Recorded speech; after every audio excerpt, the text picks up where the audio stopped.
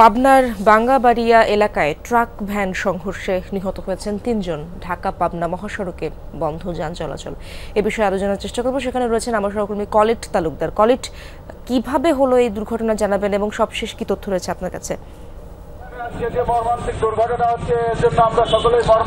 ইশরাত, আসলে খুব একটি মর্মান্তিক ঘটনা ঘটে গেছে আজকে সকাল 7:45টার দিকে পাবনা সদর উপজেলার বাঙ্গাবাড়ি এলাকায় একটি ভ্যান দাঁড়িয়েছিল, যে ভ্যানের উপরে আসলে 2 জন শিক্ষার্থী ছিল এবং ভ্যান চালক। আসলে সেই একটি ট্রাক, বাঁশ বোঝাই একটি ট্রাক, সেটি এই বাঙ্গাবাড়ি এলাকায় এসে নিয়ন্ত্রণ হারিয়ে ফেলে এবং নিয়ন্ত্রণ হারিয়ে আসলে ভ্যানটির উপরে চাপা পড়লে ঘটনাস্থলেই ভ্যান চালক এবং 2 শিক্ষার্থী নিহত হয়।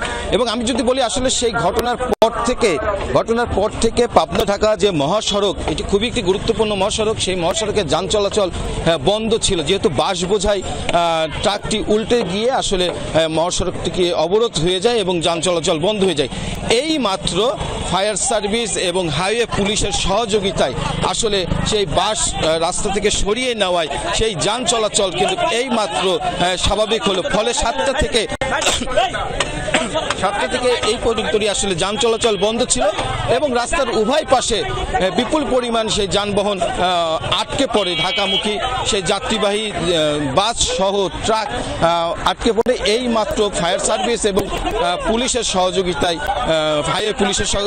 সেই যান চলাচল স্বাভাবিক হয়েছে। আমি যদি আরেকটু বলে রাখি যে যারা মারা গিয়েছে, যে 3 জন এবং 2 জন আহত আছেন, তাদেরকে পাবনা সদর হাসপাতালে ভর্তি।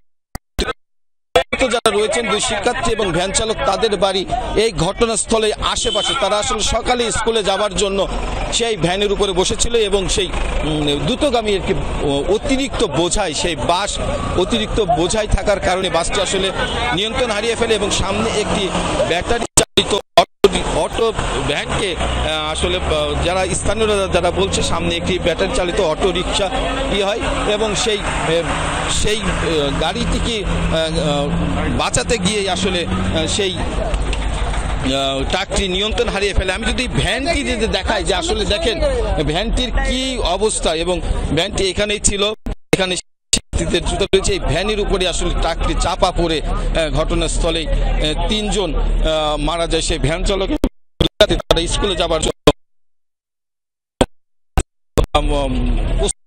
এবং এই বাঙ্গাবাড়ি নামক স্থানে এসে ট্রাকটি নিয়ন্ত্রণ হারিয়ে ফেললে ঘটনাস্থলে 2 শিক্ষার্থী এবং ভ্যান চালক নিহত হয়। শিক্ষার্থী এবং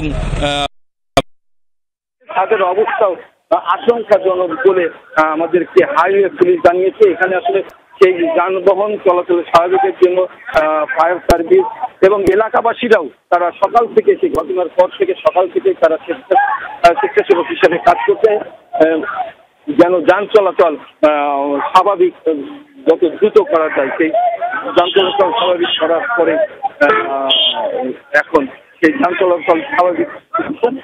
আসলে যারা সদর হাসপাতালে ভর্তি রয়েছে, তাদের অবস্থা কি সেটি এখনো জানা যায়নি। তবে স্থানীয়রা বলছে তাদের অবস্থাও আশঙ্কাজনক। ইশরাত, এই ছিল পাবনায় সড়ক দুর্ঘটনার সর্বশেষ। খুবই মর্মান্তিক একটি দুর্ঘটনা ঘটলো সকাল সকাল।